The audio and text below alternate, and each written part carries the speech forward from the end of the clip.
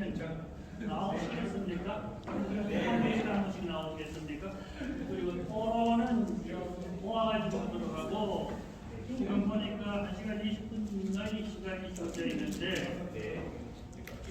일단 15분에서 한 20분 정도로 간단하게 발표를 하고 같이 토론을 하는 게 어떨까 하는 생각이 듭니다. 그래서 내용들을 되게 15분에서 한 20분 정도로 좀 토론 발표를 간단하게 해주시길 바랍니다. 먼저 주의한 연구원님 발표를 해주셨으면 고맙겠습니다.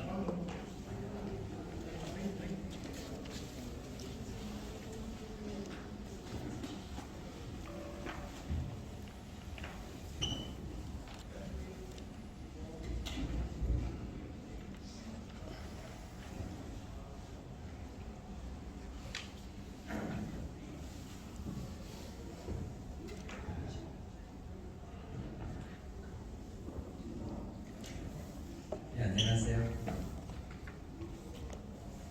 먼저 오늘 인구학회에서 발표할 기회를 주셔서 너무 감사합니다. 연세대학교 사회발전연구소에 있는 주익훈이라고 합니다.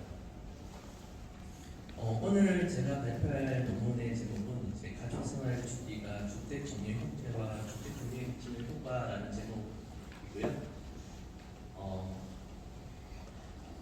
아직 좀 진행 중인, 사실은 약간 초벌구리만 한 그런 상태라서 좀 오늘 듣고 혹시 또 좋은 이야기를 해주시면 연구에 잘 반영하도록 하겠습니다. 저에게 발표 시간을 15분에서 20분을 주셨기 때문에 하고 싶은 말을 딱 그 시간에 맞춰서 한번 잘 진행해 보겠습니다.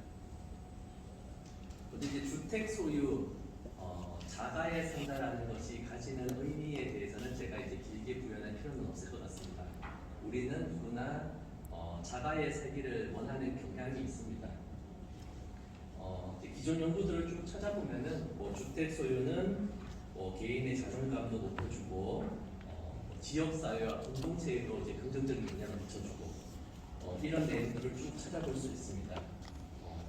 개인의 어떤 심리적 안정뿐만이 아니라 그러한 개인에게 미치는 심리적인 효과들이 개인 수준을 넘어서서 집합 수준에서 긍정적인 영향을 미친다. 그것이 이제 사회적인 수준까지 오게 되면은 정치라든지, 심지어는 사망률이라든지 이런 부분에 대해서까지도 우리들의 삶에 여러 가지 많은 측면에서 다양한 영향을 긍정적인 영향을 미칠 수 있다. 이런 이야기들이 이제 많이 나옵니다. 범죄라든지 이런 이야기들은 이제 제가 찾은 연구 말고도 다른 연구들을 찾아봐도 굉장히 많이 나오고, 다만 이러한 중요성 때문에 많은 기존 연구들이 그러면 어떠한 요인이 개인으로 하여금 또는 가구로 하여금 자가를 소유하게 하느냐에 대해서 연구를 했는데 거기에 대해서는 사실은 조금 몇 가지 이슈들이 있습니다. 제가 제기하는 이슈들이 아니라 이러한 문제들이 있다, 이런 식으로 이제 많은 사람들이 또는 저자들 본인들이 이제 연구의 한계점 등에 이제 남겨놓은 이야기가 정리를 해보면은 주로 많은 연구들이 생애 첫 주택에 초점을 맞추고 있다.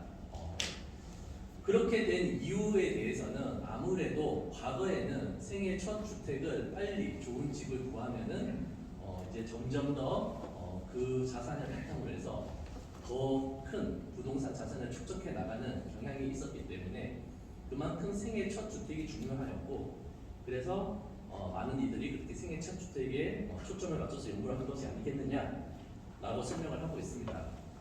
그것은 개인 수준에서 또는 어떤 한 국가 수준에서가 아니라 다국가 비교 연구들도 있습니다. 퍼스트 홈 오너십이라고 해서 이제 쿨린 카츠의 이제 2004년 책을 보면은 이제 한 20개 국가의 퍼스트 홈 오너십에 대해서 이제 이야기를 해놓았고, 이제 문화권별로 이제 그 주택 구매의 어떤 형태와 퍼스트 홈 오너십까지 걸리는 시간의 차이가 있다는 이야기를 하고 있습니다. 간단하게 소개를 하자면은 북유럽 같은 경우에는 이제 임대주택, 사회복지 시스템을 통해서 이제 자택을 구하게 되고, 미국 같은 경우에는 개인의 능력으로, 그리고 좀 이제 한국하고 좀 비슷한 이제 남유럽, 그리스라든지 스페인 쪽으로 가게 되면은 부모, 형제, 친인척의 도움을 받아서 자택을 구하게 된다. 뭐 이런 식의 내용들. 이제 동유럽 쪽으로 가게 되면은 국가가 주축을 준다. 뭐 이런 이야기들이 있습니다.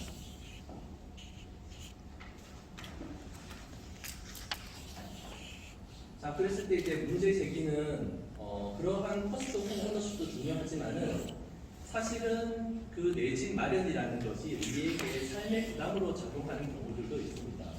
그래서 내 집 마련을 위해서 과도한 비용을 사용했을 때는 오히려 삶의 만족도라든지 이러한 부분에서 우리들에게 부정적인 영향을 미칠 수 있다라는 연구들이 최근에 이제 많이 등장을 하고 있고요. 그러다 보니까는 빨리 주택을 구매하기보다는 다양한 방식으로 주거를 안정시키면서 주거 안정성을 높이면서 의료라든지 교육이라든지 우리에게 필요한 어떤 다른 부분에서의 어떤 양질의 삶을 사는 것이 더 현명한 방법이 아니겠느냐 뭐 이런 이야기들이 나오고 있습니다. 거기에 조금 더 이제 추가적으로 붙여서 이제 문제 제기를 해보자면은 이제 방법론적인 차원에서 이제 포스트 홈오너십 같은 경우에는 이제 사건사 분석, 이벤트 히스토리를 가지고서 접근을 하기 마련인데 그러다 보면은 일단 관측 기간 전후로 해서 이제 센서링이나 트렁케이션이 발생하는 문제는 일단 그건 어쩔 수 없는 거고 그 관측 기간 안에서도 문제가 생기는 게 재발 사건사 리커런트 이벤트 스토리를 사용하는 경우에는 사건의 종류를 품질하지 못하고 사건의 종류를 품질하려고 컴퓨팅 리스크 리그레션을 사용해버리면은 재발 사건을 이제 품질을 못하는 그런 문제가 있습니다. 방법론적으로. 그런 다음에 좀 이제 공속 변수의 의미를 좀 생각해보자라는 차원에서 이야기를 해보자면은 자택을 소유한다라는 것과 거주 주택의 점유 형태는 굉장히 좀 다른 이야기일 수 있음에도 불구하고 이것을 좀 엄격하게 구분하지 않았던 연구들이 많다. 예를 들어서 내가 지금 살고 있는 집은 자가야 이거랑 나는 지금 전월세를 살고 있는데 내 집이 따로 있어. 그리고 난 그 집을 지금 임대해서 내가 전월세를 받고 있어. 이러면 또 이야기가 달라집니다. 실제로 이제 한국에서 2023년에 이제 많이 사용되는 이제 은퇴하신 분들 같은 경우에 이제 강남이라든지 이런 데서 이렇게 좋은 집에 살다가 이제 그 집을 전월세로 내주고 본인은 이제 더 이상 강남에 살 필요가 없는 거죠. 은퇴를 해서. 그래서 이제 시골에 있는 좋은 집을 뭐 전월세를 이제 구해서 가고 그런 경우들이 이제 나타나고 있습니다. 그리고 하나만 더 붙이자면 이제 주택의 종류, 어떤 집에 사느냐도 굉장히 중요한 문제입니다. 그래서 아파트에 거주하는지 아니면은 뭐 단독주택에 거주하는지 이런 것들도 굉장히 중요한 문제로 이제 다뤄지고 있고요. 이러한 좀 딱딱한 이야기를 하면 좀 싫어하시더라고요. 그래서 그러면 그러한 그런 주거 이동, 부동산 매매라든지 주거 매매, 주택 매매라든지 그런 것이 과연 지금까지 현황이 좀 어떤지 그런 이야기를 좀 듣고 싶어 하셔서 준비한 이제 화면인데 보시다시피 지난 한 15년 정도에 우리나라 주택 매매 연도별 거래 동호 수를 살펴보면은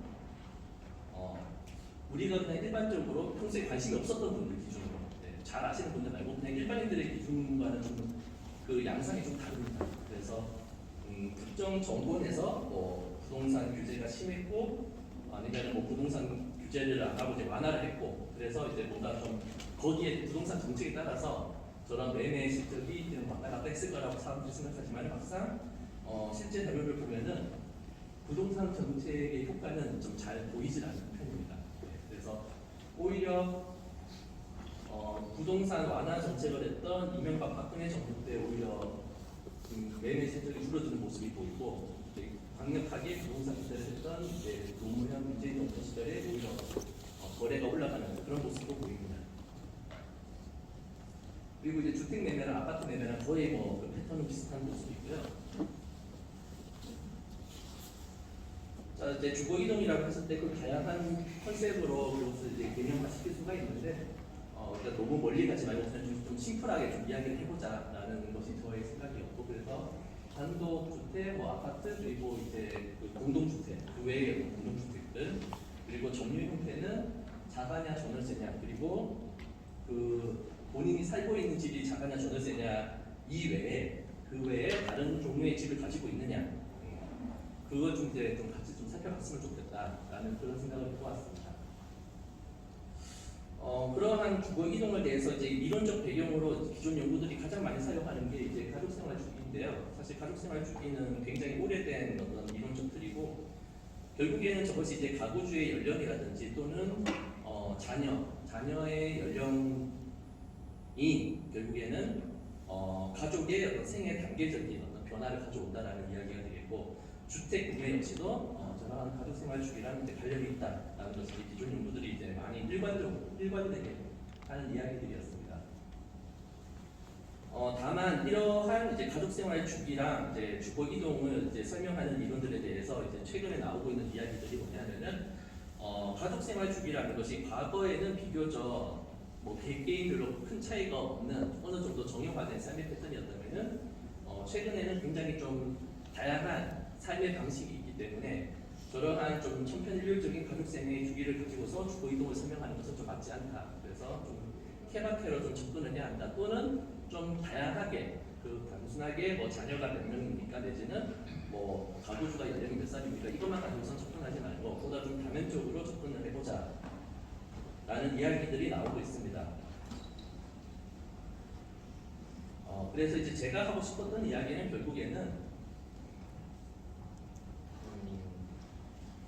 우리가 가구주가 나이가 들고 자녀가 생긴다는 것이 어떤 의미를 가지느냐라고 했을 때 초등학생 자녀를 기준으로 또 이제 후술하겠지만은 조금 이따가 또 말씀을 드리겠지만은 초등학생 자녀가 있는 경우에 이제 주택 구매를 할 확률이 제일 높아지는데 그것이 과연 어떤 의미를 가지는지를 생각을 해보면은 초등학생 자녀가 있다라는 말은 이제 재생산에 대한 추가적인 재생산에 대한 의도는 좀 약해진 상황.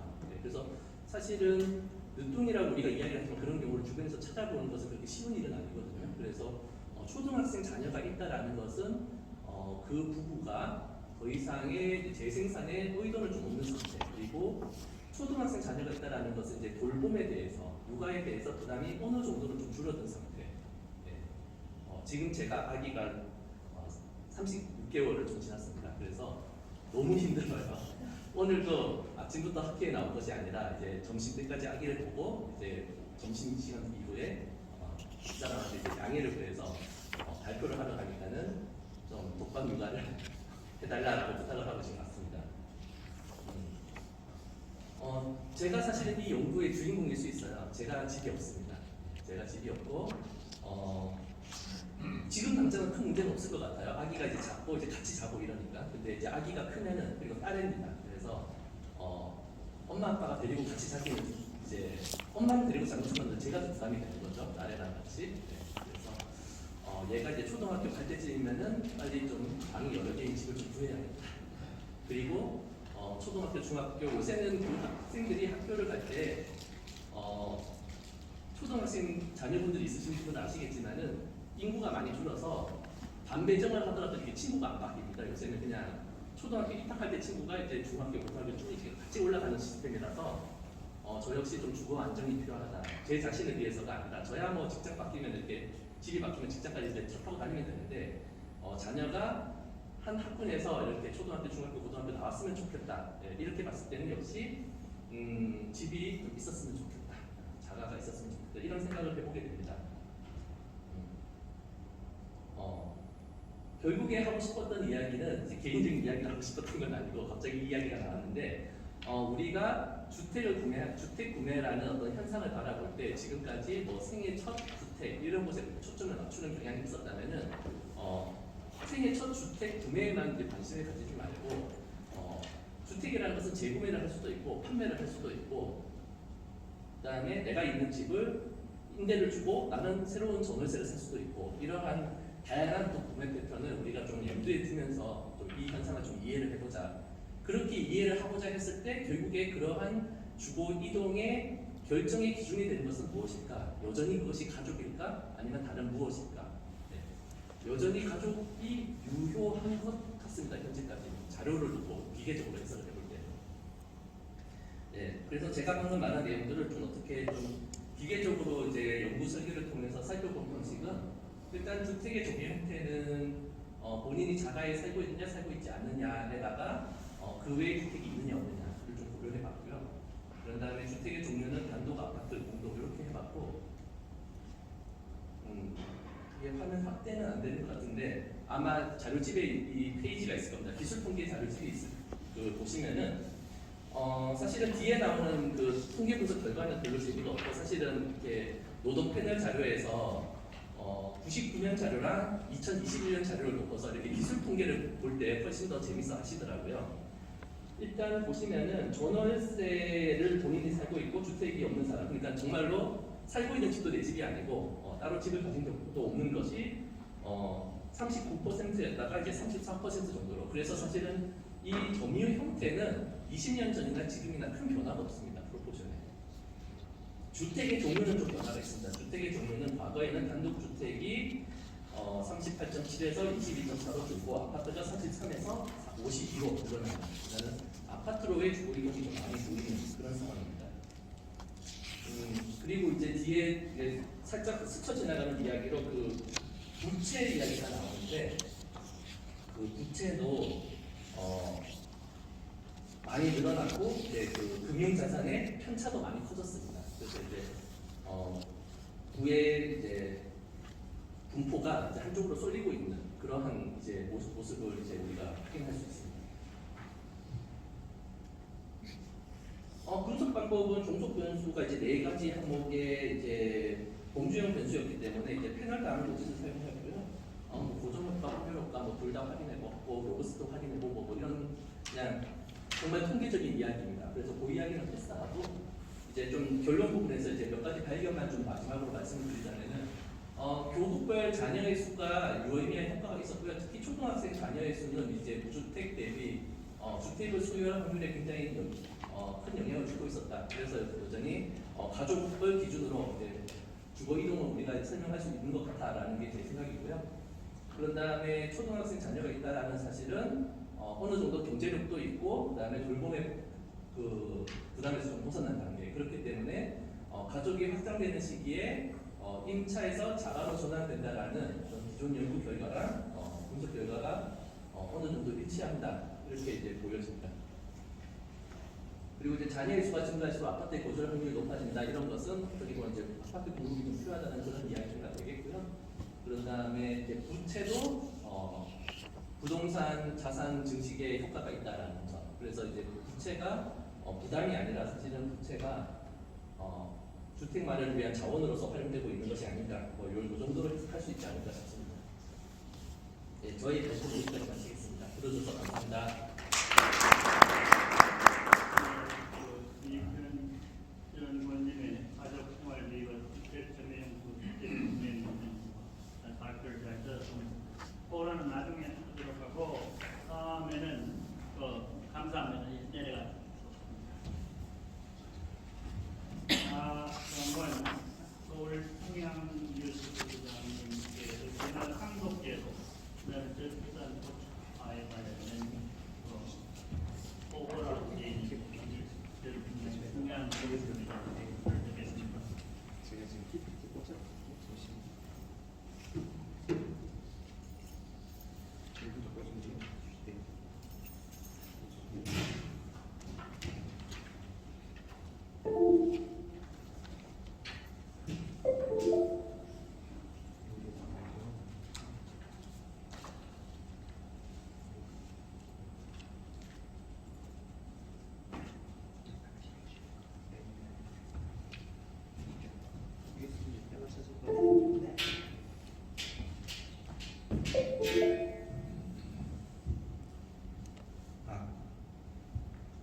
네, 안녕하십니까. 저는 서울 평양뉴스에서 온 고려대 박사가 정원이고요. 일단 한국인구학회에서 제가 발제를 맡게 된 데에 대해서 너무 감사하게 생각합니다. 영광이라고 생각을 하고요. 박사를 제가 받은 지 이제 사실 이제 인구학회에 오다 보니까 아까 앞쪽에서 발제를 해주셨던 선생님께서도 개인사를 잠깐 말씀해 주셨는데 그 말씀을 드릴 수밖에 없는 이유가 사실 이 가족 문제와도 굉장히 밀접한 연관이 있는 것 같아요. 그래서 36개월 이제 아이가 있으셨다고 말씀해 주셨고, 사실 저는 고려대 교우회관에서 내년에 식을 올릴 예정입니다. 그리고 이제 같은 박사 같이 공부하고 있는 박사 같이 식을 올릴 예정인데요. 사실 이런 좀 생각을 해봤습니다. 저하고 이제 지금 같이 저는 이제 박사학위를 받았고 이제 한 5년 정도 됐고요. 지금 이제 같이 공부를 하게 되는 이번에 이제 혼인을 올리게 되는 저희 이제 와이프가 된 배우자는 한 6개월 정도 이제 한 6개월 정도 박사학위 받았는데요. 과연 우리가 가정을 꾸리고 그리고 나서 아이를 낳는 데 있어서 어떤 이제 부분들이 고민이 될 것인가에 대한 고민들을 했었고 저한테 질문을 해오더라고요. 도대체 우리 아이를 낳으면 어떻게 키울 거냐. 그래서 제가 이렇게 대답을 했습니다. 우리 부모님도 있고 너희 장모님도 있고 그리고 우리 아이의 우리 주니어의 영원한 삼촌이 될 사람도 있지 않느냐라고 이렇게 이야기를 했는데 어떻게 보면 가족의 울타리 안에서 이렇게 잘 양육을 하고 키울 수 있는 그런 부분들이 있음에도 불구하고 우리가 사실 법적 제도적으로 이런 것들이 잘 갖춰지지 않기 때문에 출산을 어쩌면은 기피하고 양육할 수 있는 그런 의지들이 많이 떨어져 있는 것들이 아닌가에 대한 그런 좀 생각들을 해봤습니다. 그런 이제 차원에서 제가 좀 연구를 좀 페이퍼를 써봤고요. 아직 진행 중인 단계라는 점 좀 양해를 부탁드리도록 하겠습니다. 제목은 우리나라 상속제도와 저출산 고착화에 관한 소고에 대한 부분이고요. 먼저 말씀을 드리자면 다들 이제 알고 있으신 내용이실 테지만 사실 우리나라의 저출산 문제는 어제 오늘 일이 아니고 천문학적 수준의 예산을 투입을 하고 있고 그럼에도 불구하고 출산율은 여전히 지속적으로 떨어지고 있는 수치들을 보이고 있습니다. 사실 출산율이 향상이 된다 하더라도 지금 과도하게 지금 예산들을 쓰고 있기 때문에 이것을 과연 현실적으로 지속적으로 이 정책을 펼 수 있을까에 대한 의문도 지속되고 있기 때문에 지속 가능한 정책인가에 대한 의문들을 지속적으로 가지고 있다라고 볼 수 있겠습니다. 한 가지 개념을 좀 소개를 드리고자 하는데요. 소유 잠재성이라고 하는 개념인데 요지는 이렇습니다. 미래 특정 불특정 시점에서의 유무의 소유에 대한 획득 또는 상실 가능성을 의미하는 것이고요. 잠재적 소유를 전제로 한 어떤 행위가 발현이 된다라고 설명을 드릴 수가 있겠습니다. 이 개념을 가장 잘 설명을 할 수 있는 건 상속이기 때문에 뒤쪽에 설명을 드릴 건데요. 그 외에도 우리가 이제 복권을 살 때 사실 굉장히 낮은 확률이지만 어쩌면은 가장 현명한 투자가 될 수 있는 가능성이 있지 않습니까? 그런 이제 관점에서도 이런 것들이 좀 발현이 되기도 하고 그리고 부동산이나 증권에 우리가 청약을 할 때도 역시 그 가치가 어쩌면 굉장히 좀 상승할 수도 있다는 그런 이제 가능성에 근거해서 투자를 하지 않습니까? 이런 부분들이 이제 소유 잠재성을 설명할 수 있는 그런 현상 중에 하나다 이렇게 말씀을 드릴 수가 있겠고요. 다음은 이 상속에 대한 부분에 대해서 설명을 드리겠는데요. 상속은 유언 절대주의에 대한 큰 흐름이 있고 나머지 하나는 추정적 유언 또는 이제 반유언주의에 대한 흐름이 있다고 볼 수가 있겠는데요. 유언 절대주의는 주로 소유권 절대 원칙이라고 해서 유산을 상속하는 피상속인의 의사가 가장 중요하게 반영이 되는 것이라고 설명을 드릴 수가 있겠습니다. 그에 반해서 반유언주의는 혈연이나 유전 이런 것들이 굉장히 중요하게 판단을 하고 있고 그리고 또 가산에 대한 그 부가 다른 가족 공동체 이외의 다른 곳에 이전되는 거에 대해서 굉장히 좀 부정적으로 보는 그런 이제 견해들도 있습니다. 다음은 그 상속 내에서의 소유 잠재성이 어떻게 발현되는가 하는 것인데요. 부모와 혈연 관계의 자녀는 항상 있습니다. 그렇기 때문에 자녀는 피상속인인 부모에 대해서 소유 잠재성을 가지고 있는 존재라고 할 수 있는데요.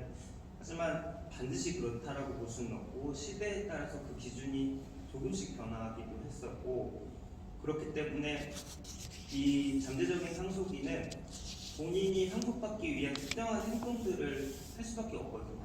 그런 이제 부분들로 이제 접근할 수가 있고, 그에 반해서 국가와 가문, 가족 이런 경우에는 상속에 관한 제도나 유증에 대한 권한이나 제도를 만들거나 그 룰을 만드는 그런 이제 권한을 가지고 있는 존재라고 볼 수가 있겠습니다.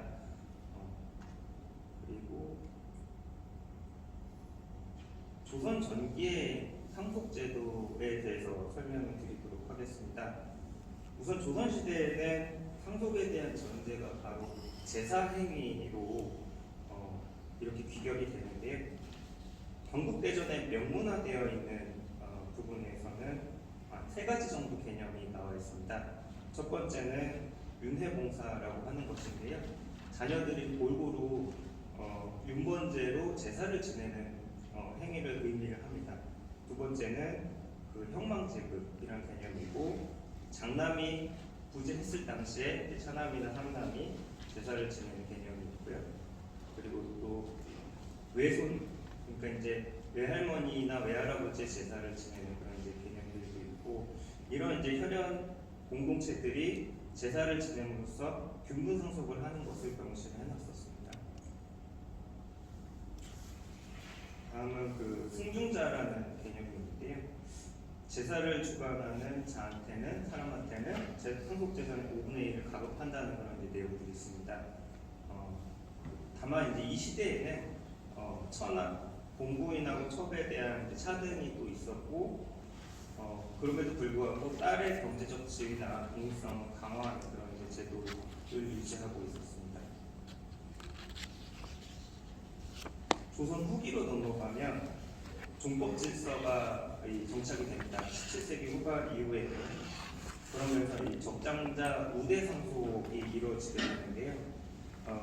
다만 적장자 우대 상속의 그 조건은 이 사람이 가문의 배우자 후계를 잇거나 또는 이제 종손의 지위에 있을 때 이제 해당하는 것이었고요.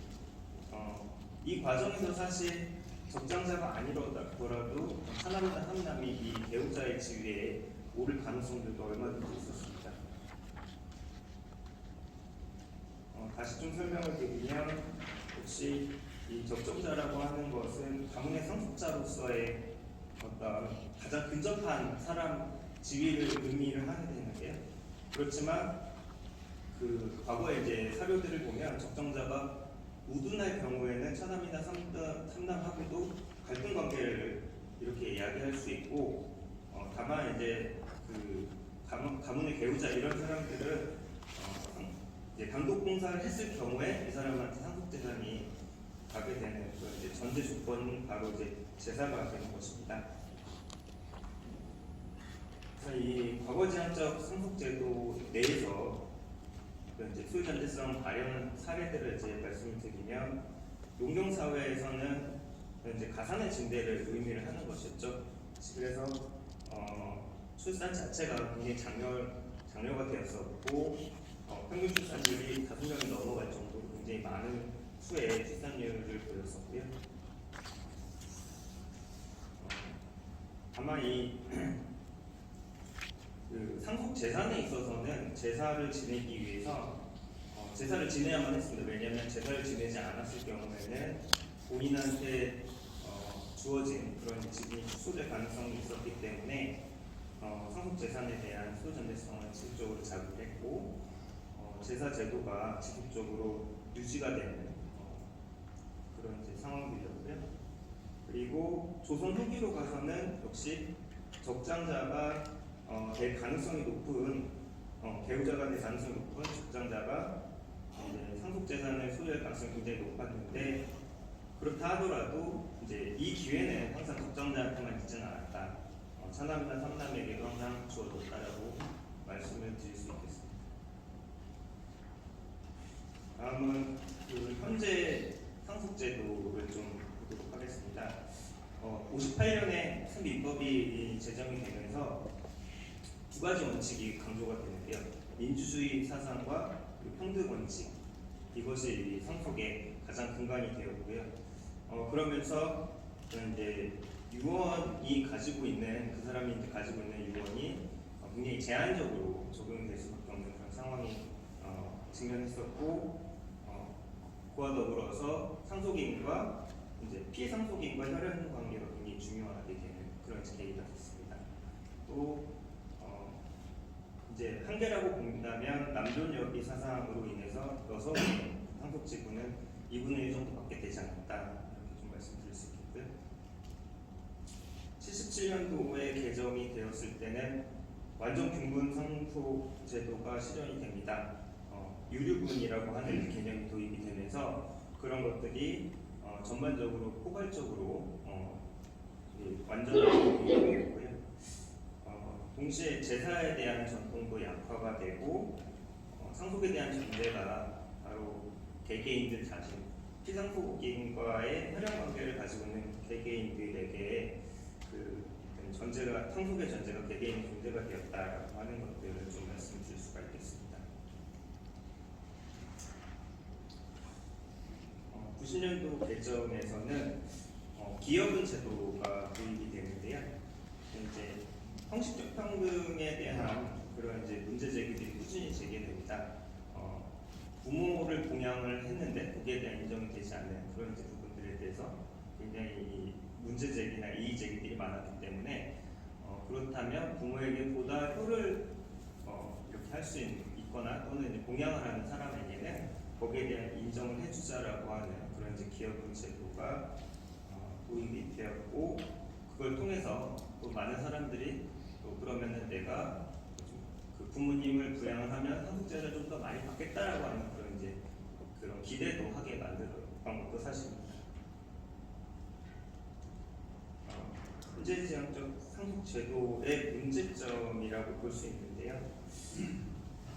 사실 이 시기에는 지금 현재 시점을 말씀을 드릴 수밖에 없는데 현대 사회에서는 어떤 가산의 감소가 나타날 수밖에 없는 것이고요. 과도한 양육비를 부담을 해야 되고 그리고 직장 내 지위를 위협하게 되고 또 잠재적인 어떤 소득이 계속 감소를 하고 있기 때문에 어떤 이제 저출산이 전반적인 사회적인 흐름으로 지금 자리를 잡고 있다 이렇게 좀 말씀을 드릴 수가 있겠습니다. 사실 이게 저출산이 고착화될 수밖에 없는 그런 구조를 제가 설명을 했네요.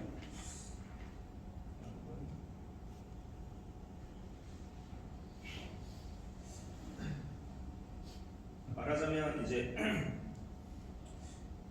자발적 미혼이나 미출산 이런 것들이 지속되고 그리고 또 하나는 타의적 미출산이라고 볼 수 있는데 실질적으로 지나친 이제 경쟁을 하기 때문에 거기에 대한 어떤 부작용으로 타의적 미출산이 계속 지속되고 있고요. 그리고 그런 상황 속에서 출산은 2자녀 이상은 좀 힘들다라고 하는 전반적인 사회적인 분위기가 팽배해져 있다라고 말씀을 드릴 수가 있겠습니다.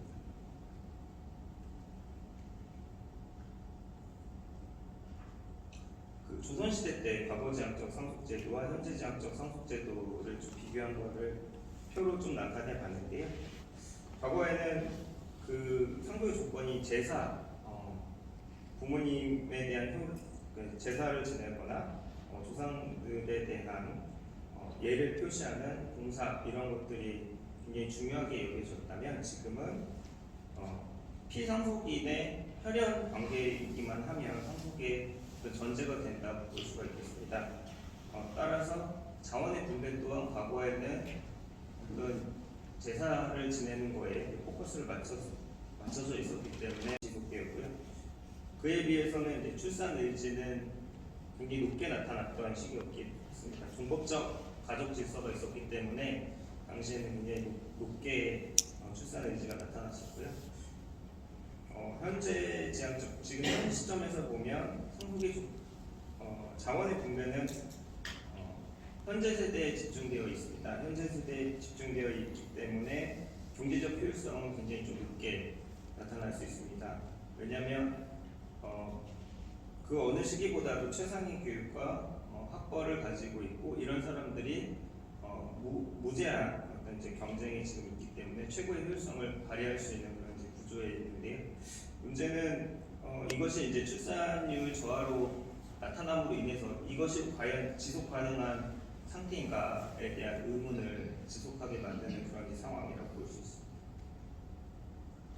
그래서 미래지향적인 어떤 이제 상속제도의 방향성에 대해서 한번 좀 적어봤는데, 어떤 상속의 조건보다는 전제라고 좀 표현을 하는 게 좀 맞을 것 같은데, 전제를 잠재적 피상속인의 손자녀가 되면 거기에 대한 충분한, 그래도 어쩌면 동기를 부여할 수 있지 않을까에 대한 좀 고민을 해봤습니다.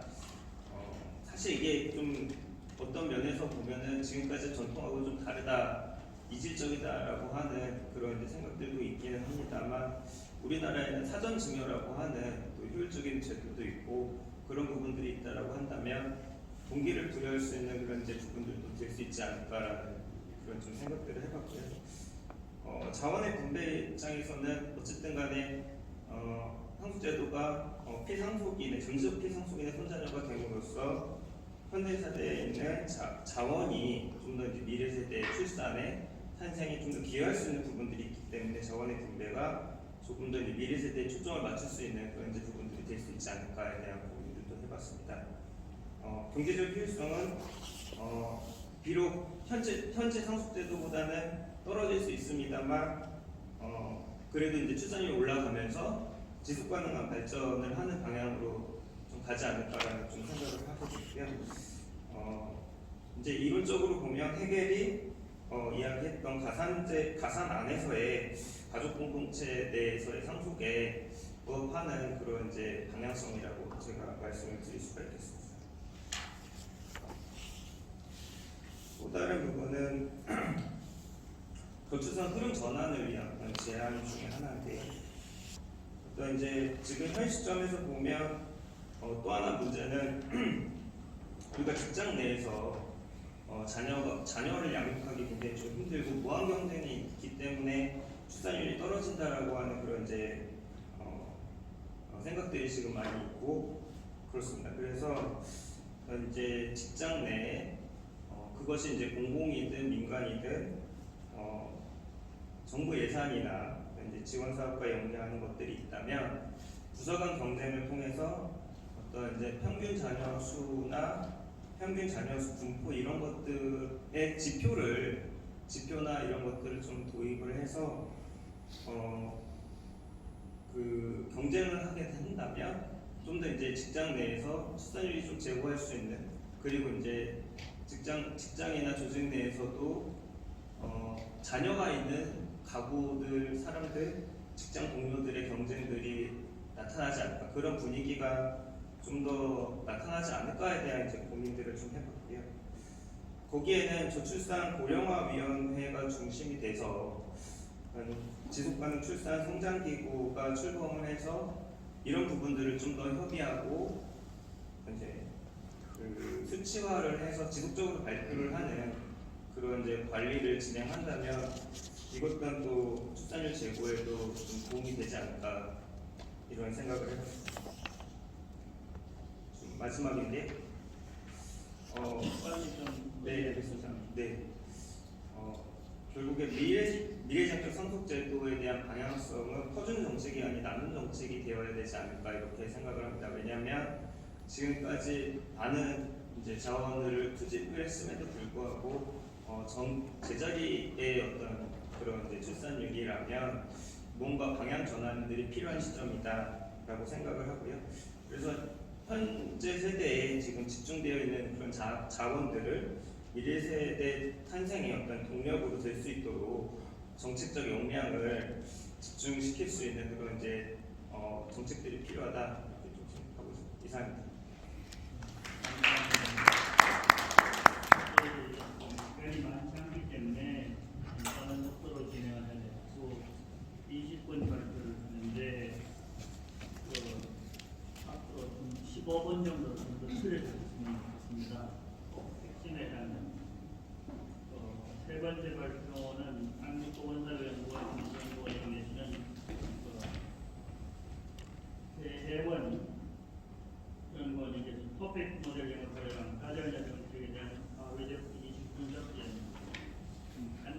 핵심 해당되는 부분만 네, 토픽 모델링이 뭐냐는 간단하게. 안녕하세요. 보건사회연구원 배영입니다. 일단 한국 사회가 저출생 현상이 심하고 인해서 학교 출산율이 1년도 되지 않는 지금 현실인데요. 그 와중에 왜 다자녀 정책을 연구 대상으로 삼았는가 많은 분들이 궁금해하실 거라고 생각합니다. 이에 대한 저의 생각은 다음과 같습니다. 일단 정부의 다자녀 정책 전환을 볼 수 있습니다. 2020년에 저출산 고령사회 기본계획이 발표되면서 다자녀 지원의 기준을 기존의 3자녀 가구에서 2자녀로 확대하겠다고 발표했습니다. 이에 따라서 다자녀 지원 관련 조례도 부침했는데요. 2018년 2건에 불과하던 지방자치단체의 다자녀 지원 조례는 23년에 71건에 이릅니다. 그럼에도 불구하고 자녀 수 외에 다자녀에 대한 사회적 합의나 명확한 개념 정의는 없는 실정입니다. 이에 따라서 다자녀 가구에 대한 통계 수치 또한 존재하지 않는데요. 다만 우리는 출산 순위별 출생아 수 그리고 미성년자 자녀가 있는 가구의 수에서 그 수치를 조금 추정할 수 있습니다. 이에 따르면 기존의 3자녀를 다자녀 가구로 볼 경우에는 약 10% 내외였는데 지금 2자녀로 볼 경우에는 40%에서 60%까지 증가하게 됩니다. 한편 인구 정책은 사회적인 공감대와 개인들의 자발성에 기초해야 한다는 학계의 의견과 그리고 국제적인 권고가 있습니다. 그럼에도 불구하고 우리나라는 이러한 관점이 결여되어 있었기 때문에 다소 비판을 받아왔던 게 사실입니다. 그리고 또 한 가지 이 연구의 필요성은 타인의 시선에 민감한 한국 사회의 정서적 특성에도 못 볼 수 있습니다. 2021년 나와 타인에 대한 평판 관련 조사를 보면 한국 사람들이 약 70% 가량이 한국 사회의 남에게 보이기 위한 행동을 해야 한다라고 응답을 했고요. 이에 따라서 한국 사회는 타인의 의식, 즉 주관적 주범이 출산 의향이나 계획, 임신행동에 미치는 영향이 상대적으로 큰 것으로 나타납니다. 이에 따라서 저는 좀 궁금해졌습니다. 다자녀 정책에 대한 사회적 인식은 어떠한지, 그리고 다자녀 정책과 관련된 주요 쟁점과 이슈는 무엇인지 이에 대해서 좀 살펴보고 싶었고요. 앞에 문헌 부차는 지나가도록 하겠습니다. 우리 연구 방법은 현재까지 이와 관련돼서 실시된 서베이가 없었기 때문에 온라인상에서 자료를 수집하기로 했습니다. 그래서 분석 대상은 온라인상에 이제 다자녀 관련 뉴스 기사에 달린 댓글이었고요. 그리고 수집 채널은 국내 포털 뉴스 이용자가 가장 많은 사이트인 네이버, 그리고 수집 매체는 한국 사람들이 가장 많이 이용하는 것으로 알려진 31개의 매체를 선정하였고요. 자료 수집 시점은 기본계획 발표된 2020년 12월 15일부터 그리고 제가 이 연구의 자료를 수집한 2023년 7월 31일로 하였습니다. 그리고 자료 수집 검색의 키워드는 청약 홍보기사나 범죄 또는 사건 관련 기사를 제외하기 위해서 다자녀 외에 기준, 정책, 지원 이런 키워드가 동시에 출연하는 뉴스 기사를 수집하였습니다. 그리고 파이썬을 활용해서 크롤링을 했고요. 데이터를 전부 수집을 한 결과 약 2,000개의 기사를 수집했고 10,000건 정도의 댓글을 수집했습니다. 그래서 비방어나 불용어를 제거하는 작업을 거쳤고 유사어는 한 단어로 통합하는 과정을 거쳤습니다. 그리고 주로 등장하는 단어가 무엇인지 키워드 분석과 앵그래 분석을 했고요. 감성 분석은 이건 제가 단순한 호기심에서 실시한 거고 이거는 조금 해석의 위험이 있기 때문에 참고용으로만 봐주시면 감사하겠습니다. 그리고 주요 쟁점과 이슈는 무엇인지 토픽 문제를 분석을 하시겠습니다. 연구 결과는 다음과 같습니다. 우선 기사 수를 보시면 2023년에 40% 내외로 가장 많고 그에 따라 댓글 수도 가장 많습니다. 그 밑에 그래프는 이 월별로 기사 수를 나타낸 건데 지방자치단체의 조례 제정 추이하고 있다는 비슷한 패턴을 보이고 중간중간에 튀는 지점들은 정부에서 정책을 발표한 시기와 약간 겹치는 부분을 볼 수 있습니다. 그리고 이건 키워드 분석인데 키워드 그러니까 다자녀 지원 이런 키워드를 포함한 분석 결과와 제외한 분석 결과 두 가지를 제시를 했습니다. 근데 여기에서 제가 가장 놀랐던 것은 혜택이라는 단어였는데요. 혜택이라는 단어가 굉장히 많이 등장합니다. 그래서 제가 궁금해서 찾아봤더니 이 단어의 뜻은 은혜와 덕택이라는 뜻이었어요. 근데 아이를 낳는다고 해서 이것이 은혜와 덕택이다? 약간 조금 이상하게 생각이 들었고요. 그리고 또 하나는 세금, 나라, 정부, 문제 이런 단어들에서 국가적인 문제를 해결해야 된다는 일반인들의 인식을 읽을 수 있었습니다. 그에 따른 어드클라우드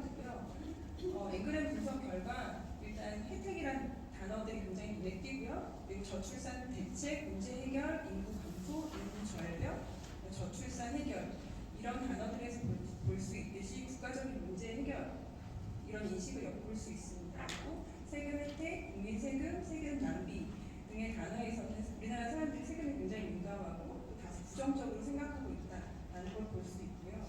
또 결혼, 출산, 결혼 아이, 아이 결혼, 출산 아이 이런 단어들에서는 결혼과 출산을 굉장히 결부시켜서 생각을 하고 비혼이라든가 다문화 가정 출산에 대해서는 다소 부정적으로 생각하는 한국 사회의 특성을 볼 수 있습니다. 그리고 어린이집, 유치원, 아이 환경, 아이 가정 이런 단어들에서는 양육 환경, 교육에 대한 중요하게 생각하는 포인트들을 읽을 수 있었고요. 이건 감정 분석 결과인데 손동영으로 봐주시면 감사합니다. 그리고 토픽 모델 분석 결과입니다. 그래서 토픽이 6개일 때 그 주제 일관성 정도가 가장 높게 나타났는데 높은 비율을 먼저 해서 1번부터 6번까지 나타낸 것입니다. 그 주요 키워드들로 제가 이제 이름을 명명한 건데 첫 번째가 인구 및 저출산 대책, 두 번째 혜택 및 지원, 세 번째가 직장과 경력, 주거, 성역할과 젠더 갈등, 돌봄 및 교육 이렇게 6개가 주요 토픽으로 등장했습니다. 이렇게 보시면 감이 잘 안 올 것 같아서 댓글을 일부 제시했습니다. 먼저 첫 번째 토픽을 보시면 저출산을 더 이상 두면 나라가 망한다. 그리고 다자녀 정책을 실시해야지 인구가 소멸되지 않고 나라가 살아남을 것이다. 이런 인식에서 볼 수 있듯이 국가 문제의 해결의 일환으로 생각을 하고 있는 것을 알 수 있습니다.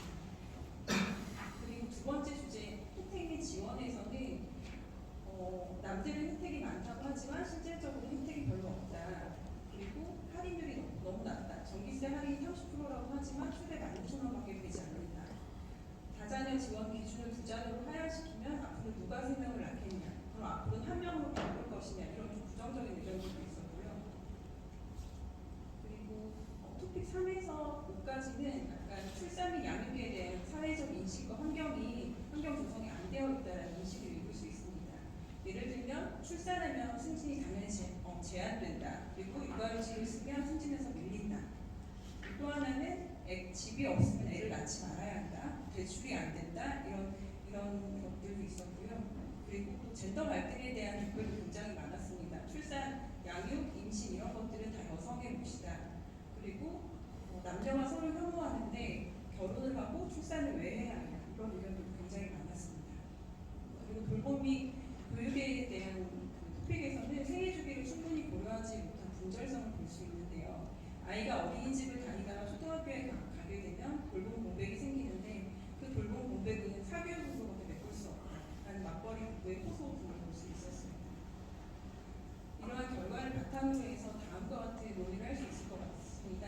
일단 먼저 패러다임 자체가 물론 출산율 향상이라는 국가적인 문제 해결도 우선 순위에 두어야 하지만 그것보다는 부모와 아이 모두가 행복하고 건강하게 성장할 수 있는 그런 환경이 조성되어야 할 것이다.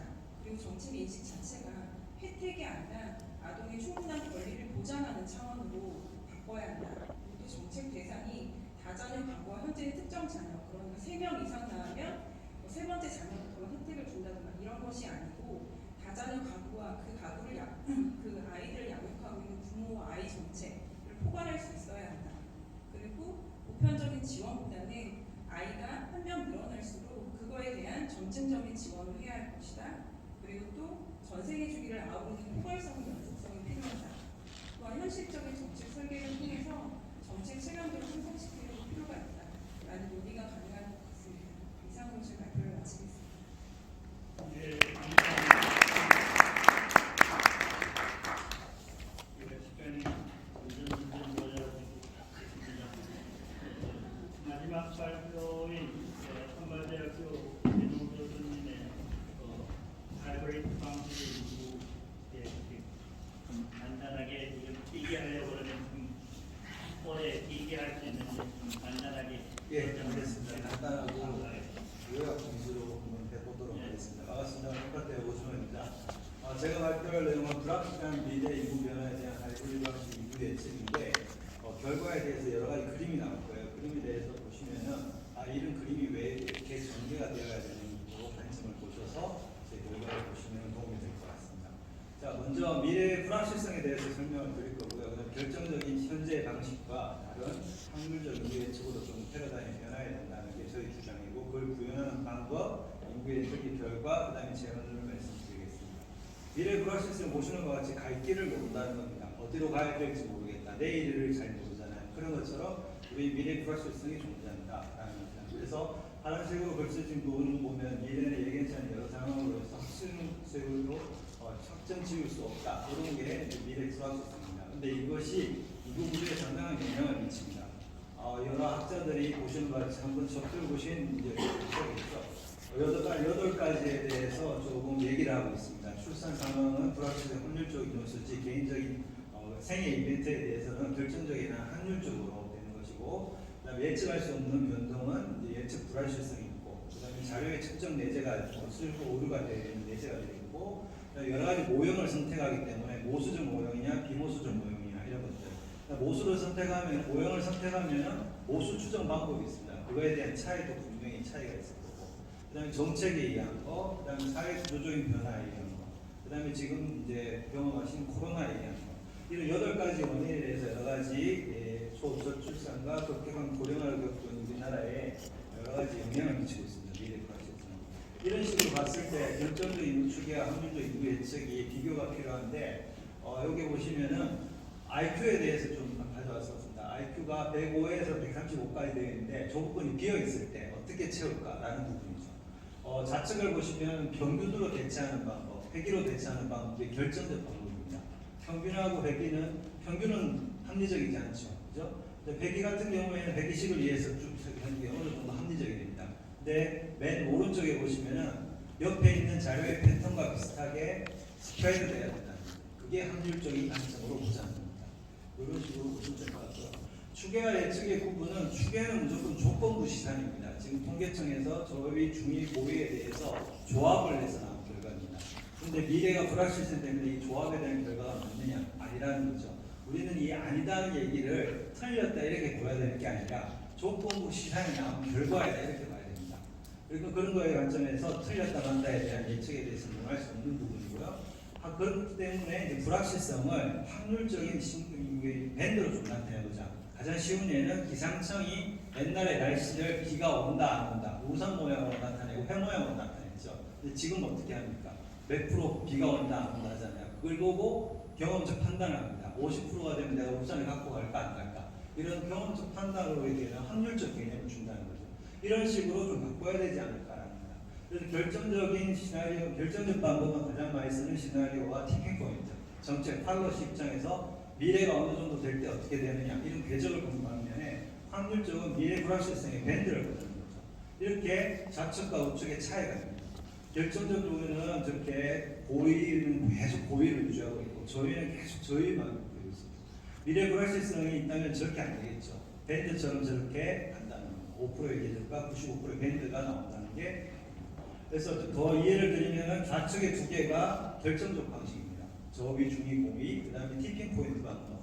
팔로시 메이커의 미래 어떤 고위대가 됐을 때 어떻게 갈 것이냐 이런 걸 하면 예측 구간은 저렇게 미래 불확실성 출렁이처럼 나타나요. 이런 식으로 보면 캐스틱에 대한 관점. 그래서 결정적 인구 추계 한계를 좀 써봤는데요. 여러 가지 내용이 있습니다. 정량적으로 표현해야 된다. 그 다음에 고위 수준이나 저위 수준 벗어나는 경우도 가끔 생겼다. 그 다음에 실측지가 비교할 때 차이가 났다는 경우, 그 다음에 개연성에 대해서 확률적 해석을 전혀 못하고 있다는 겁니다. 또 다른 예로 보면은 좌측은 인구에 대한 거, 그 다음에 세계는 인구 구조에 대한 겁니다. 그러면은 결정적인 내용 31개의 시나리오를 제시하면은 저 순서가 맞게 나가야 되는데 인구에 대한 순서와 세계의 계층에 대한 순서가 다릅니다. 이런 것들도 문제가 되고요. 가장 큰 문제는 인구 추계에 대한 고고고 중중중 저에 대해서 세계를 보면은 이거에 대해서 어떤 부양비로 생각할 때도 저 순서대로 나와야 되는데 반대로 바뀌게 되죠. 저런 게 결정적 단계의 인구 추계의 한계입니다. 그렇기 때문에 여러 가지 문제가 된다. 그러면 확률적 인구적 예측을 어떻게 구현을 해야 되냐? 추계에서 예측으로 바꾸는 방법은 챗GPT가 요새 하도니까 챗GPT한테 물어봤습니다. 야, 한번 물어보니까 R 코드를 한번 짜봐라. 프로그램 짜니까 이렇게 짜더라고요. 이렇게 짜서 하는데 키포인트는 이겁니다. 랜덤리스를 집어넣는다는 거죠. 랜덤리스.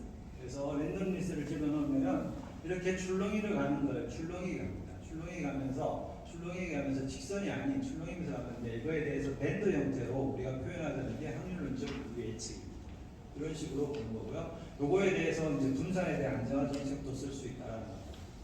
그래서 통계적 여러 가지 이제 확률적 인구 예측의 구현 방법은 있습니다. 방법은 있는데 네 가지 내가 하나 둘 셋 네 가지를 좀 소개하고 있는데 제가 쓰는 방법은 좀 빨간색으로 표현하는 방법입니다. 통계적 모형 방법에 랜덤믹스를 한번 넣어보자라는 게 저의 의견이고요. 이거에 대해서 이제 구현하는 방법은 첫 번째, 두 번째, 세 번째 단계로서 확률적 모형을 만들고 랜덤믹스를 집어넣어서 다양한 트라젝토리를 봐가지고 한 다음에 그거에 대해서 합치면 포트 용도로 합치면 밴드가 만들어집니다. 그걸 이제 보여줍니다. 그러려면은 인구 예측을 하려면 매트릭스 형태가 되어야 됩니다. 계산하기 편하기 때문에. 그래서 보면은 2000년에서 2021년까지 자료를 본다면은 출생 같은 경우는 15에서 49만 있습니다. 아시는 바와 같이 모탈리티 상황 같은 경우는 0에서 100세까지가 있고 마이그레이션 0에서 85세까지 자료가 있습니다. 통계청에서 빈 부분이 있죠. 빈 부분을 0벡터로 다 채워줘야 됩니다. 왜? 사망하고 맞춰줘야 됩니다. 그래서 101바이 형태가 되는 거죠. 행은 101바이가 되고 그 다음에 열은 이제 2022년에서 70년까지 예측하면 총 몇 개가 나오는 거죠. 이렇게.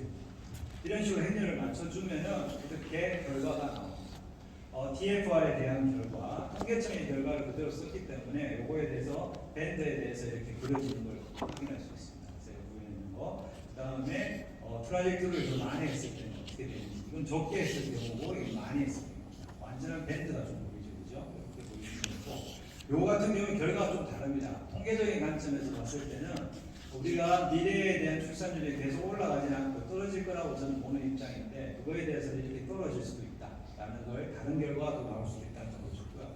기대 여명에 대한 결과, 그 다음에 레주디어 같은 기대 요명에 대한 결과, 이런 기대 수명에 대한 결과도 트라젝토리를 구할 수 있고요.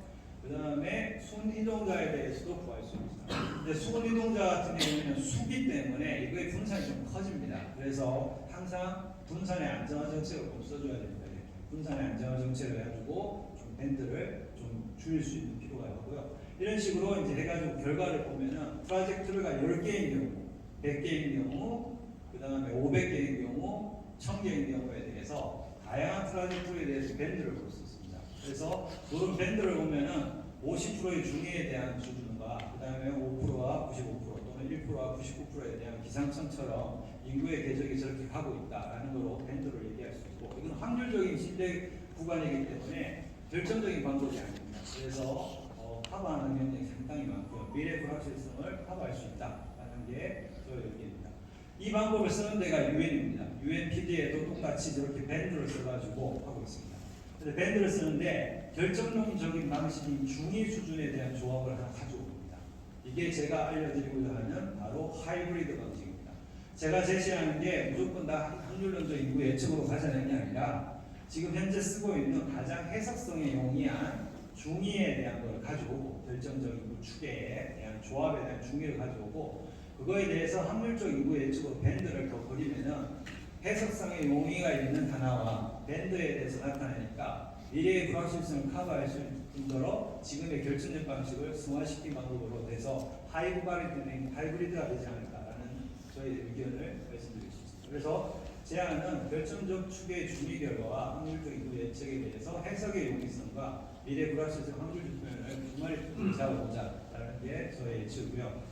이거는 이제 언제까지 해야 되느냐? 우리가 뭐 장기에 대해서 얘기했는데 저는 100년 정도로 예측을 했으면 좋겠다라고 말씀드립니다. 국가 통계에 대해서 얘기를 할 때. 그 다음에 여러 가지 랜덤리스에 대해서 자료 형태에 따라 다르게 부여하는 게 되게 테크닉입니다. 출산율 같은 경우에는 분산 안전 작업이 좀 필요하고요. 로그 변화는 안 됩니다. 소수에서 로그를 정음수가 되니까 안 되겠죠. 발생도 되고요. 그 다음에 생존 인구에 대한 수에 대한 로그가 반드시 필요합니다. 여러 가지 작업은 이 방법을 쓰고요. 시점 일치도 당연히 중요하겠죠. 그 다음에 행렬에 대한 차원도 되게 중요합니다. 그 다음에 시나리오 횟수도 되게 중요합니다.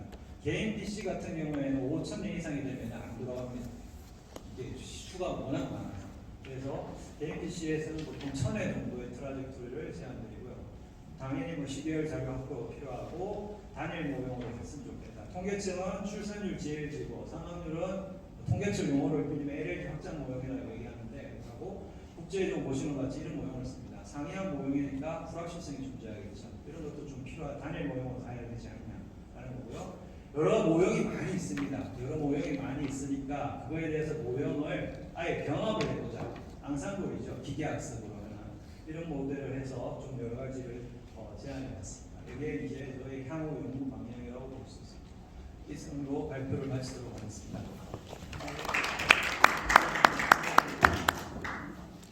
많이 드리지 못해서 오늘 발표자분들에게 죄송하다는 생각이 듭니다. 그리고 지금 토론자로 박도민 교수님, 그다음에 우한대 경제개발 사무관님, 그다음에 김명희 고려대 교수님, 그다음에 김수경 고려대학교 과학기술연구소 대외경영실장 네 분이 계시는데 지금 벌써 5분입니다. 그래서 20분 했을 경우에 25분에는 끝날 수 있도록 해야지 저희들 우리 정기총회하고 결산이 있기 때문에 일찍 마치고 밤은 길고 낮은 짧기 때문에 집에 가는 쉽지는 않습니다. 그렇게까지 하고 계시는데 먼저 박호민 교수님 먼저 해주시고 그 발표 내편 논문 중에서 하나씩 주로 맡아가지고 하게 돼 있죠. 그러니까 뭐 집중적으로 다른 논문에 대한 논문을 써줬습니다만 간단한 코멘트 또는 서제션 이런 것들이 있도록 했으면 좋겠습니다. 이제 박호민 교수님부터 시작해 주시고. 네, 안녕하세요. 서울시립대학교 도시대학과의 박효민입니다. 짧게 빨리 해보도록 하겠습니다. 일단 논문이 우리 사회에 지금 굉장한 화두 두 개죠. 교육하고 주거. 네, 거기에 이제 모든 출산율 이런 것들도 다 섞여 있는 것 같아서 중요한 두 가지 쪽지를 잡고 계신 논문을 발표해 주셔서 굉장히 반갑고요. 네, 굉장히 잘 다듬어 준다는 좋은 논문이 될 수 있을 것 같습니다. 일단 좀 아직 이제 계속 연구 중이시라고 하시니까 연구 가설이 조금 일단 좀 명확하게 이제 연구 문제는 제시를 해주셨는데 연구 가설을 좀 제시를 좀 명확하게 해주시면 좀 읽는 가능성이 좀 높아질 것 같고요. 이건 뭐 그냥 충분히 말씀드리고 제가 좀 주로 생각했던 거는 이게 지금 출산하고 주거 마련, 출산과 뭐 양육까지 포함해서 주거 마련의 과정인데요. 이게 사실은 출산과 아이의 숫자가 주거에 영향을 미칠 수도 있지만 이게 동시에 어떤 제3의 요인에 의해서 영향을 받을 수 있다는 가능성이 굉장히 높은 것 같습니다. 일단 분석하시는 거에도 보면 이제 소득이나 자산이 굉장히 크게 중요하게 나오는 것 같고요. 그래서 이 부분에 대한 언급이 좀 있으셔야 하지 않을까. 그러니까 출산이 주거 마련에 출산이나 양육이 주거 마련에 영향을 미치긴 하는데 이게 혹시 소득에 의해서 동시에 영향을 받고 있을 수도 있고요. 그다음에 소득이 출산을 통해서 좀 매개를 하는 그런 좀 모형이 생각이 되기도 한데 좀 쉽게 말씀드리면 그냥 우리가 애가 커가기 때문에 집을 마련해야 되겠다 이런 이 관계도 좀 중요하지만 젊은 분들을 봤을 때는 집을 마련하고 뭔가를 할 수 있는 분들이 결혼을 하고 애를 낳고 그 아이들이 또 많아지고 그런 것 같아요. 그래서 그 문제를 좀 무시하기 힘들 것 같거든요. 그래서 이 부분 좀 명시해 주셨으면 좋겠고 또 하나는 좀 지역별로 구분이 좀 있을 것 같아요. 그래서 지금 도시 지역을 보셨는데 서울 지역하고 대도시 지역하고 중소도시 지역은 또 패턴이 좀 다를 것 같습니다. 그러니까 예를 들어 서울의 특히 강남 지역에 보면은 집을 갖고 계시면서 다른 지역에서 집을 갖고 계시다가 이제 아이들이 중고등학교에 가면은 자기의 집을 전월세를 주시고 다시 대치동이나 이런 데로 전월세로 들어가셨다가 이제 대학에 입학을 하고 나면 다시 빠지는 이런 경우, 그다음에 아예 그냥 교회로 나가버리는 경우 이런 경우들이 좀 많이 보이거든요.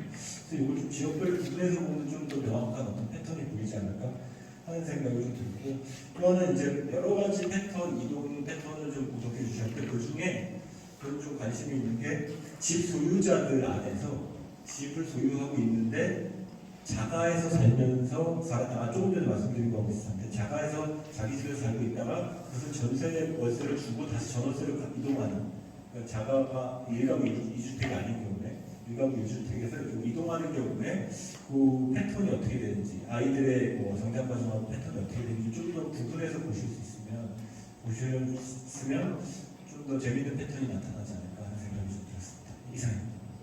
네, 아주 간단하면서도 좋은 토론 감사드립니다. 다음은 우한수 홍익개발원 사무관께서 두 번째 논문을 보여드립니다. 네, 고맙습니다. 나 박사님의 연구 잘 들었습니다. 굉장히 흥미롭고 또 저출산 시대에서 상속기도와 저출산 문제에 어떤 관련이 있을까라는 주제로 굉장히 중요한 의미를 갖는 연구가 아닌가 싶습니다. 최근에 제가 기사를 보니까 데이비 동물을 포함해서 60대 이상 고령층의 자산이 3,000조를 넘었다는 걸 보고 있습니다. 이제 거대한 유령층으로부터 자녀 세대로의 일부의 이전이 이제 우리나라에서 시작이 될 것 같아요. 어제 기사에서 이제 상속과 관련된 또 하나의 큰 축이 증여인데요. 이제 정부에서도 그 자녀 출산과 관련된 증여에 대한 혜택을 증가시키려는 기사를 접했습니다. 상임위를 통과했다고 하는데요. 이제 증여를 하게 되면 증여세를 내야 되는데 이제 증여세를 이제 비과세 한도를 상향을 한 거죠. 예전에는 5천만 원이 그 비과세 한도였다고 하면은 결혼한 자녀한테 1억 5천까지 비과세를 지불해주고 또 자녀를 출생을 하면 1억 원까지 추가 공제하는 그런 이제 혜택을 주기 시작했고요. 상속제도도 마찬가지로 이런 사회적인 논의가 시작이 돼야 되지 않을까 싶습니다. 이제 저출산 애를 낳냐, 결혼을 하느냐는 굉장히 선택의 문제를 할 수 있지만 이제 박사님께서 보여주신 가정에 국가가 지속하고 가게가 지속을 하려면 결국에는 이제 출산 지속돼야 되는데 그렇다면 출산 지속되는 가게한테 어떤 인센티브를 줄 것이냐, 상속제도에 한다면 논문 마지막에 이제 정책 지향해 주는데 조금 제가 이제 이렇게 흥미롭고 이제 좀 그런 참신한 이제 아이디어를 주셨다면 정책 제안에서도 좀 과감한 정책 제안을 한번 해주시는 게 어떨까 싶은 생각이 들었습니다. 예를 들어서 기여분 제도라는 게 있죠. 이제 왕자 사망한 자와 피상속이한테 자녀가 있으면 법정으로 정해진 비율대로 상속을 하는데 모든 자녀가 동일하지 않겠죠. 이제 왕자의 노후를 책임진다든지 재산 증식에 이제 기여를 하는 사람들한테 먼저 이제 돈을 떼어주는 거죠. 상속 재산을. 그렇다면 미래 지향적인 이제 상속 제도가 이어진다고 하면 예를 들어서 자녀를 낳은 그 자녀한테 손자녀가 있는 자녀한테 어떤 기여분 제도라는 제도를 이용해가지고 좀 인센티브를 준다든지 그런 이제 정책 지향을 해주신다면 어떤 사회적인 논의 시발점 될 수 있는 좋은 기회가 되지 않을까 싶고요. 또 하나는 이제 이런 논의가 이제 해외 사례가 있는지 좀 추가해 주시면 조금 더 풍성해질 것 같고요. 또 하나 제가 생각했던 거는 이제는 이제 상속의 권리 그리고 이제 어떤 상속인을 어떻게 정리할 것인지의 문제에서 비례나 혈연 관계에 기초한 이제 자녀라고 한다면 최근에 이제 미국 가족 소비자 협회에서 정리한 가족은 자본을 공유하고 서로에게 오래도록 헌신하는 조리당의 결합이라는 점이 있더라고요. 이제 상속제도의 보완도 필요하지만 우리가 바라보는 어떤 상속의 범위를 털어내서 조금 더 다른 시각으로 볼 수 있는 논의도 아울러서 이제 붙여주신다면 좀 더 풍성하고 좋은 결과를 낼 수 있지 않을까 생각해봤습니다. 이상입니다. 네, 이거는 실정한 다니고 그걸 하기 때문에 짜증나는 면이 있는데 우리나라 역사 전체를 통해 가지고 상속제도의 어떤 변화하는 양상 같은 이런 것들을 보면서 저는 또 한 가지 더 권고하고 싶은 생각이 뭐가 들었느냐 하면 여기 이제 기대 수명이 늘어나는 거 있지 않습니까? 이때까지 모든 그 상속제도라고 하는 거는 많이 인물이 되는 것들이 기대 수명이 상대적으로 짧은 시대에 가족 제도라고 하는 굉장히 복잡한 시대에 만들어지는 상속 제도였는데 이것들이 지금 와서 변해 나가는 양상을 이런 거 관련해 가지고 하는 요새 빅데이터의 시대라고 그러면 그들에서 얻을 수 있는 어떤 인사이트, 통찰력을 넘어서는 그런 것들도 얻을 수 있는 겁니다. 다시 이제 또 돌아와 가지고 세 번째 논문 서울대학교 공대학 교수님이신 김경희 교수님께서 말씀을 해주시겠습니다.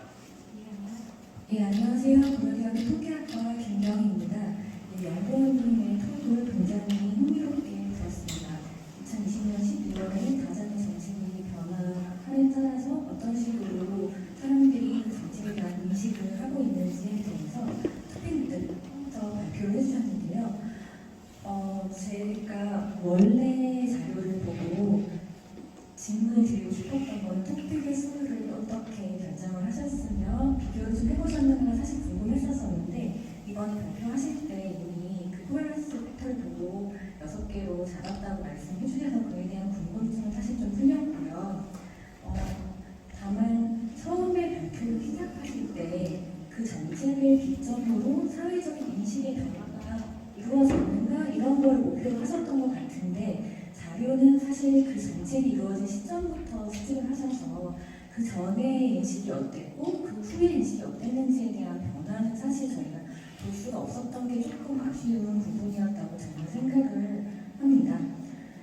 그리고 한 가지 더만 말씀드리는 게 있는데 토픽 모델링을 갖고 그런 앱을 할 수 있는 건 사실 현재 그런 뉴스에서 일어나고 있는 그런 현상 파악의 위주인데 그걸 토대로 댓글을 몇 개를 보면서 혜택에 대한 내용이 뭔가 약간 부정적인 걸 판단을 하셔가지고 그에 대한 정책 제안까지 하셨는데 그 현상 파악과 그런 정책 제안 사이에 조금 더 다른 분석이 있었으면은 좀 더 좋지 않았을까. 그러니까 현상 파악까지는 데이터 분석으로 저희가 당연히 볼 수 있는 것이겠지만 그걸 토대로 어떤 정책을 제안하는 그 사이의 인과관계성을 조금 더 생각을 해보시는 게 어떠셨을까라는 그런 생각이 들었습니다. 하지만 이 토픽 모델링을 사용해서 그런 데이터 분석하신 건 정말 흥미롭게 잘 들었습니다. 감사합니다.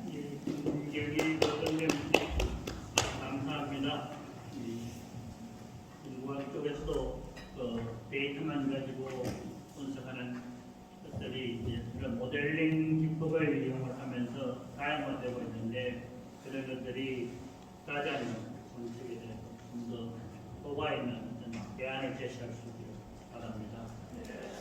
마지막으로 오진호 교수님이 발표하신 하이브리드 가설 설정 방식을 통한 인구 예측 그에 대해서 김수령 고려대학교 과학기술연구소대회 협력실장관 감사합니다. 네, 안녕하세요. 김수령입니다. 먼저 주익현 연구원님과 나정원 부소장님 그리고 배혜원 연구원님, 오진호 교수님의 깊이 있고 유익한 발표 내용 잘 들었습니다. 저는 인구학 측면에서는 발표하신 여러분들처럼 풍부한 지식과 전문성은 사실 부족합니다. 그래서 개인적으로 전 출산 국가인 우리나라의 현실을 고려할 때 인구학에 대한 관심은 사실 개인적으로는 높습니다. 그래서 저는 지금까지 제 경험적인 측면의 3가지 정도를 말씀드리겠습니다. 먼저 제 소개를 하면 저는 부모님과 10여 년 한 집에 함께 살고 있는 3 자녀를 둔 엄마입니다. 그래서 오늘 주제에 대해서도 사실 할 말은 많이 있습니다. 최소화해서 말씀드리겠습니다. 부모님과 오랜 시간 한 지붕에서 살다 보니 여러 가지 좋은 점이 많이 있었습니다. 많은 도움을 받고 반면에 또 어려움도 있습니다. 두 가정이 한 지붕에 살다 보면 여러 가지 불편한 상황도 생기기 마련이잖아요. 지금 살고 있는 곳에서 부모님과 3자녀가 함께 살기 위한 주택 매입은 사실 만만치가 않습니다. 싱가포르에 근접주택 지원 보조금 제도가 있다는 것을 최근에 알게 되었습니다. 이 제도는 부모님 가까이서 주택을 마련할 경우 주택 가격의 25%를 정부에서 지원해주는 맞벌이 부부에게 많이 도움이 되는 제도라고 생각이 듭니다. 이로 인해서 안정된 양육으로 출산율도 증가할 수 있는 좋은 제도라는 생각이 듭니다. 그래서 더구나도 초고령 사회로 진입하는 우리나라는 독거 노인 문제도 일부 해결할 수 있다라고 보여지는데요. 우리도 적극적으로 시도해보면 좋겠다라고 생각합니다. 부모님과 한 집에서 사는 방법도 있지만 이런 제도를 적용하면 바로 앞집이나 밑집 그리고 뭐 이웃 아파트 등 근접 지역에서 도움을 준다면 사생활 보호도 되고 경제적인 도움도 되면서 실질적인 혜택이 된다고 저는 생각이 듭니다. 두 번째는 다자녀에 대해서 말씀을 드리겠습니다. 다자녀에 대한 정부 예산 지원이 2021년에 1,068억이 집행이 됐다고 제가 알고 있는데 사실 저는 전혀 체감이 되지 않습니다.